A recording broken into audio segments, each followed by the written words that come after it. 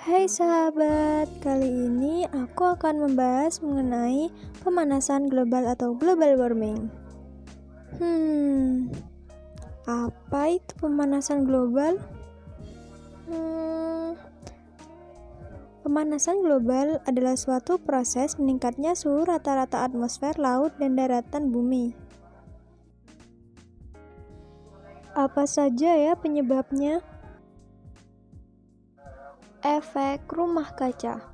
Rumah kaca bekerja dengan menangkap cahaya dan panas sinar matahari terperangkap di dalam bangunan sehingga udara di dalam bangunan tetap hangat. Sama halnya dengan efek yang dirasakan oleh bumi. Matahari memancarkan panas dan sinarnya ke bumi. Bumi menyerap sebagian dan sebagian lagi dikeluarkan. Namun karena adanya CO2 dan gas-gas lainnya di atmosfer memerangkap panas tadi, sehingga suhu di bumi semakin lama semakin meningkat. Efek rumah kaca disebabkan oleh beberapa faktor. Faktor pertama yakni transportasi, di mana hampir seluruh transportasi saat ini menggunakan bahan bakar fosil yang dapat meningkatkan karbon dioksida di atmosfer. Yang kedua, disebabkan oleh industri peternakan sapi, di mana kentut dan kotoran sapi ini dapat menghasilkan gas metana yang nantinya juga akan menghambat panas matahari untuk keluar dari bumi. Ketiga, industri pertanian. Pupuk yang digunakan nantinya akan menghasilkan gas nitrous oxide ke atmosfer. Keempat, limbah industri dan tambang. Limbah industri dan tambang ini menghasilkan banyak sekali CO2. 5. Limbah rumah tangga.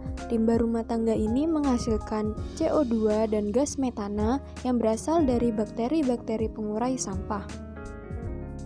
6. Pencemaran laut. Pencemaran laut ini mengakibatkan banyak ekosistem di dalam laut yang musnah, sehingga laut tidak dapat menyerap karbon dioksida.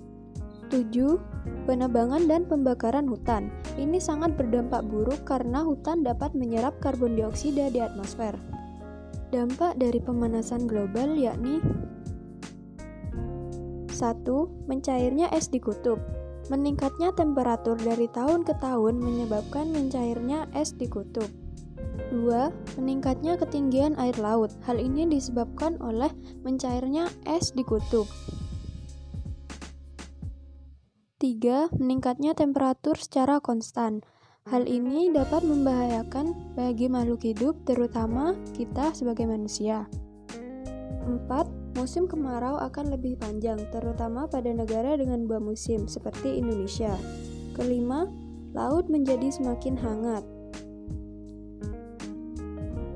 Keenam, musim menjadi tidak menentu, terutama di wilayah Khatulistiwa.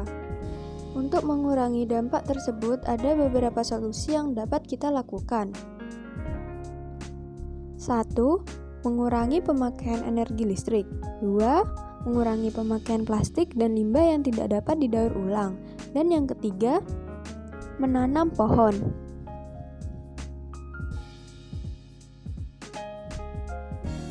Keempat, mengurangi memakan daging sapi.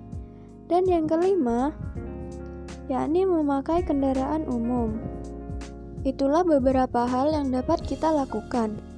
Mari bersama-sama kita sayangi bumi, demi sesama manusia,